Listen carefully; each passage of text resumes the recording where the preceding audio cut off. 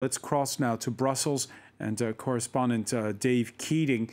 Dave, this emergency summit, what does it foretell? Well, this is the second emergency summit on Ukraine that's been called for the 27 prime ministers and presidents of the European Council in just a week's time.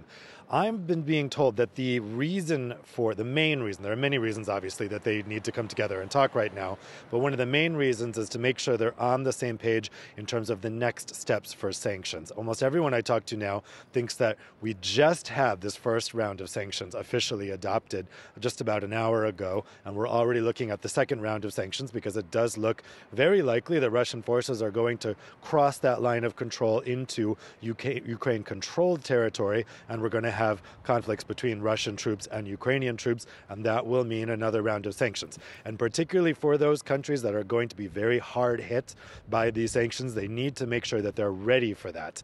There are some countries that want to go slow, that want the EU to really do incremental sanctions, and so that this next round of sanctions would be slight. And then there are other countries that want just the full thrust of the full package of sanctions right now. So if the Russian forces cross that line of control, they want basically the whole package to be adopted right now to show a really, really serious message to Russia. That's the main purpose of the Council tomorrow, just to make sure they're on the same page about this next round of sanctions, which everybody is now expecting. And some express surprise that the EU was able to obtain unanimity on the first round. They were expecting outliers like Hungary to perhaps either abstain or be against. Yeah, I mean, unanimity is a requirement for these types of foreign policy decisions, which makes adopting these things at EU level incredibly painful. And watching the sausage get made in that process is often very ugly because you have a lot of horse trading going on. So the fact that they adopted this first round in just 24 hours is really significant.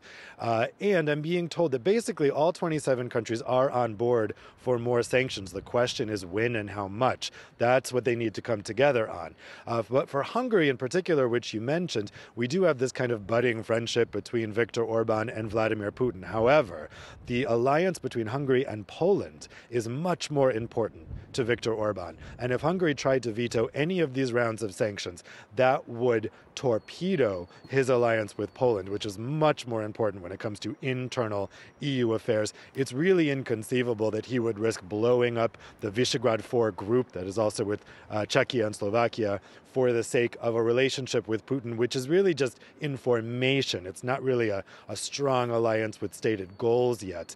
And then when it comes to Germany, of course, Germany has been really reluctant about sanctions so far, but it really feels like we've crossed a line here and that Berlin is really on board with sanctions now. Of course, we had the suspension of Nord Stream 2. That was a big step, a big surprise. And Germany is really ready for sanctions. Again, the question is on timing and severity. And we're learning, before we let you go, David Keating, we're learning more on those first rounds of sanctions, in particular, targeting the defense minister, Sergei Shoigu, and Putin's chief of staff, Anton Viano. Yeah, this on the sanctions list is the entirety of the lower house of the Russian parliament, all members, and then plus these 27 high-ranking politicians, business people, and military personnel. And we're getting the names trickling out now. They are very high names, very senior names, and that, of course, is in addition to the inability for the Russian state to raise sovereign debt on European markets, the inability for any EU entity or person to do business with the breakaway republics, a ban on banks financing, sanctions on banks financing the Russian military. So there's a whole big package here, and those names are going to be really interesting to watch in the coming hours. Dave Keating reporting live from Brussels. Many thanks for that update.